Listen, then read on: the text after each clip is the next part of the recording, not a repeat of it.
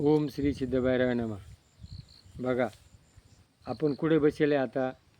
औदुंबर वृक्षाच्या छायेखाली. आणि दत्ताने किती गुरु केले? तर भगवंत कृष्णाने सुद्धा गुरु केला. गुरु म्हणजे सदुपदेश, चांगले विचार. आणि चांगले विचार नसल्यानंतर माणसाची काय होती? अधोगती होती. आणि मग दत्ताने किती गुरु केले?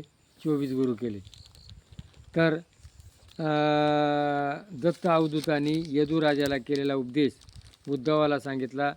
आणि तो म्हणजे उद्धव दत्त अवधूत या जगातील प्राण्यापासून, जड वस्तूपासून कसा बोध घेतला मी तुला सांगतो. दत्तात्रयाने यदुराजाला सांगितले की या सुट्टीतून मी बरेच काही शिकलो. तेथे मला एक सोडून 24 गुरु दिले आणि त्याच्यापासून मला जे ज्ञान झाले हे तुला मी सांगतो. मी पृथ्वीकडून सहनशीलता शिकलो. पृथ्वीपासून काय सहनशीलता. पृथ्वीवर लोक काय करतात?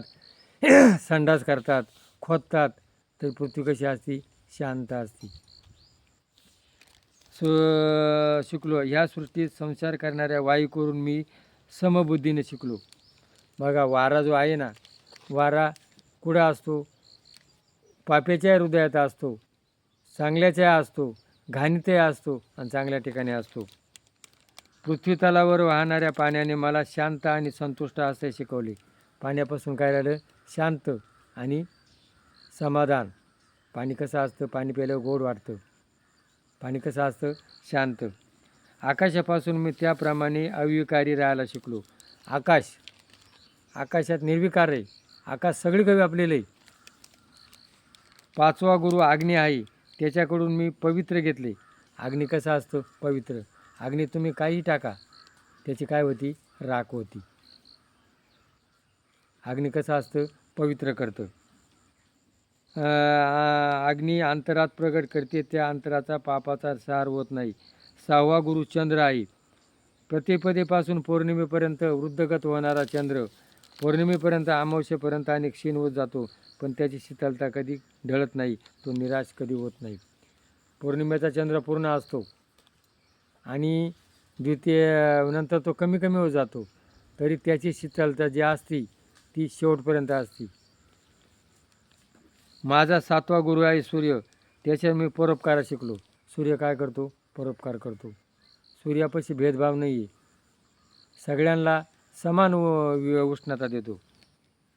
पृथ्वीवरील पाण्याचे बाष्प होऊन तो घेतो, पावसाच्या रूपाने ते परत पृथ्वीवर देतो. आत्म्याने असेच अविकारी असावे. पृथ्वीच्या सूर्यापासून काय व्हायची? पाण्याची वाफ होती. पाण्याच्या वाफेमध्ये ढग बांधतात. ढगापासून काय? पाणी पडतो आणि ते पाणी सगळ्या जगाला उपयोगी होतं. तसं आपलं जीवन आहे, हे दुसऱ्याकरता उपयोगी पडावं. माझा 8वा गुरु आहे कपोत पक्षी. कपोत पक्षाची पिल्ले जाळ्यात सापडले तर त्या पिल्लांना वाचवण्यासाठी म्हणून मादी जाळ्यात सापडते आणि नर मादीच्या स्नेहापोटी स्वतःला जाळ्यात अडकून घेतो. आप्तस्नेह व मृत्यूला आमंत्रण देणारा ठरतो. म्हणून कोणालाही आसक्ती ठेवू नये, कोणाच्या मृत्यूमुळे दुःखी होऊ नये. कपोत पक्षी, त्याचे पिल्लं जाळ्यात अडकले असतात. आता काय करावा? माया. आणि तो त्यांना सोडा जातो आणि मग तो पारधी त्याला धरतो. तसं आपलंही, माझे मुलं, माझी बायको, माझा परिवार आणि म्हणून त्या परिवारामध्ये मायामध्ये संपून जातो. माझा 9वा गुरु अजगर. प्रारब्धाप्रमाणे जे प्राप्त होईल त्यात आनंद मानावा हे अजगराने शिकवले. अजगर जे मिळेल त्याच्यात खातो, पण तो कसा असतो? समाधानी असतो. वरच्या स्नेहाच्या साधकांनी देहभोग प्राप्तीसाठी अजगराने उदासीन राहावे. माझ्या 10व्या गुरुने सागराने मला मर्यादेत कसे राहावे आणि संतुष्ट कसे राहावे हे शिकवले. सागर कसा असतो? मर्यादा आहे सागराला. समुद्राच्या मेला काय असते? मर्यादा. मर्यादेच्या बाहेर समुद्र येत नाही. तशी माणसाला सुद्धा काय असावी? मर्यादा असावी. ती माझी आई आहे, तो माझा बाप आहे, तो माझा कोणीतरी आहे. आज मर्यादा राहिली नाही. असं प्राप्त होते हे मला सागराकडून कळले. ज्योती व झेप घेऊन आत्मसंप करणाऱ्या पाखराने मला शिकवले की बाह्यरूपाच्या मोहात कधी पडू नको. कोणाकडून काही मिळवायचे असेल, प्राप्त करून घ्यायचे असेल तर फुलामधला मध मिळवणाऱ्या भ्रमराप्रमाणे मिळवावे. पतंग काय करतो? देव झोप घेतो आणि जळून जातो. आणि फुलामधलं मध मिळवणारा भ्रमर काय करतो? त्या भ्रमरामध्ये गुंततो आणि संपून जातो. मधमाशा पोळ्याच्या पोळ्यात मध साठवतात, पण ते मध दुसरेच कोणीतरी घेऊन जातो. संग्रह किती करावा, कसा करावा, हा करू नये याचे ज्ञान मला माशाने शिकवले. आज आपण काय करतो? लबाड्या करतो, चोऱ्या करतो, लूटमार करतो आणि धन कमवून ठेवतो. ते कोण खातं? मागची पर्जा खाती. तसे मधमाशा स्वतः पोटाला खाती नाही, ते मध गोळा करून ठेवतात आणि ते मध कोण खातं? दुसरेच खातात. काय आपण कमवतो आणि ते कशा करता? दुसऱ्यानं करता. त्याचा आपला काय उपयोग आहे का? आपण पदरात काय घेतो? शाप घेतो, हडतळाट घेतो आणि पाप करून घेतो.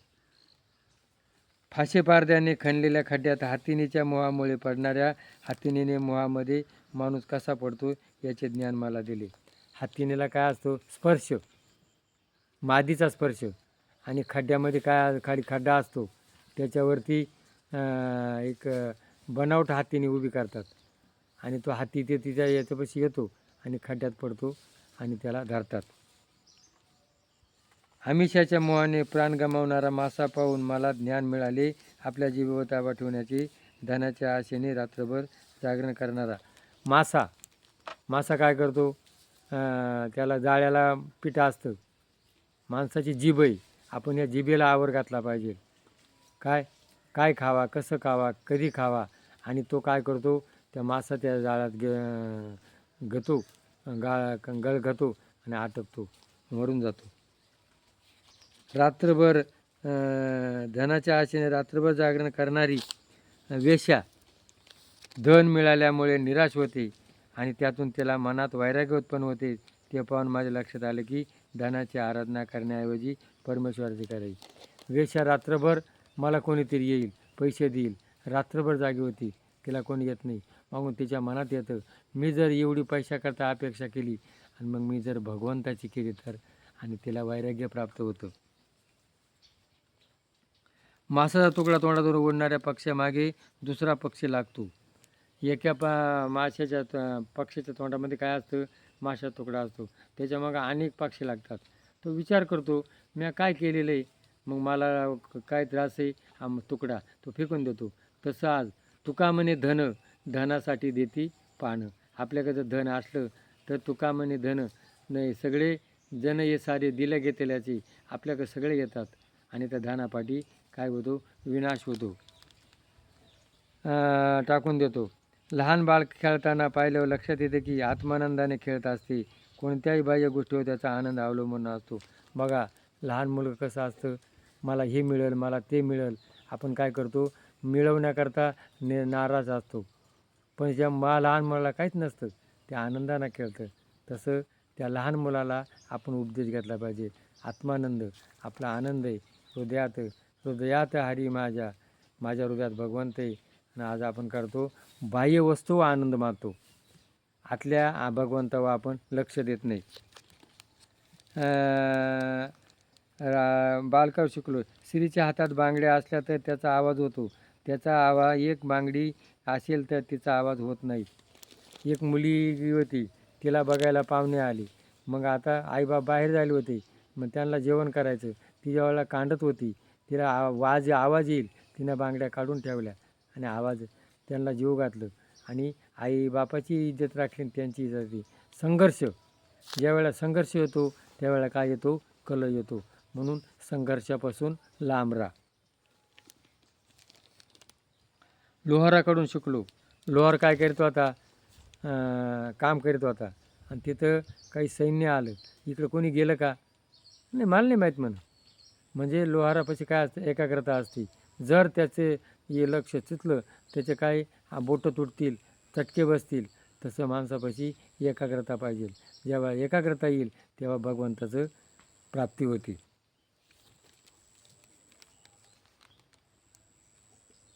जाळे तयार करून त्या जाळ्यात विलीन कोण होणारा कोळी परमेश्वराच्या निमित्त रहस्य शिकलो. आणि जाळं करणारा भगवंताचं जाळं आहे. आणि तसं हे कोळ्याचं जाळं असतं आणि तो त्या जाळ्यामध्ये अडकून संपून जातो. तसं आपण माझं घर, माझं बंगला, माझी गाडी, माझे नातलग या जाळ्यात अटकतो आणि आपण संपून जातो. भृगूच्या भयामुळे कीटक भृंगरूप होऊन मातीच्या घड्यात राहतो आणि त्याचे चिंतन करतो. त्या भयाने अशा प्रेमाने त्याचे रूप आपल्याला प्राप्त होते. मी कीटकापासून शिकलो. कीटक काय करतं?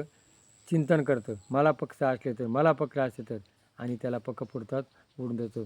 तसं मी भगवंताचा होईल, मी भगवंताचा होईल ज्या वेळेला चिंतन करतो तो भगवंत रूप होऊन जातो. दत्त अवधूतांनी यदुराजाला सांगितलेला उपदेश श्रीकृष्णाने उद्धवाला आत्मज्ञान व्हावे म्हणून सांगितला. श्रीकृष्ण पुढे म्हणाला, उद्धवा, जीव हा माझाच अंश आहे, पण अविद्येमुळे तो बंधनात राहतो. ज्ञान प्राप्त झाले की तो बंधनातून मुक्त होतो. ज्या वेळेला ज्ञान होतं त्यावेळेला जीव हा मायेच्या बाहेर पडतो.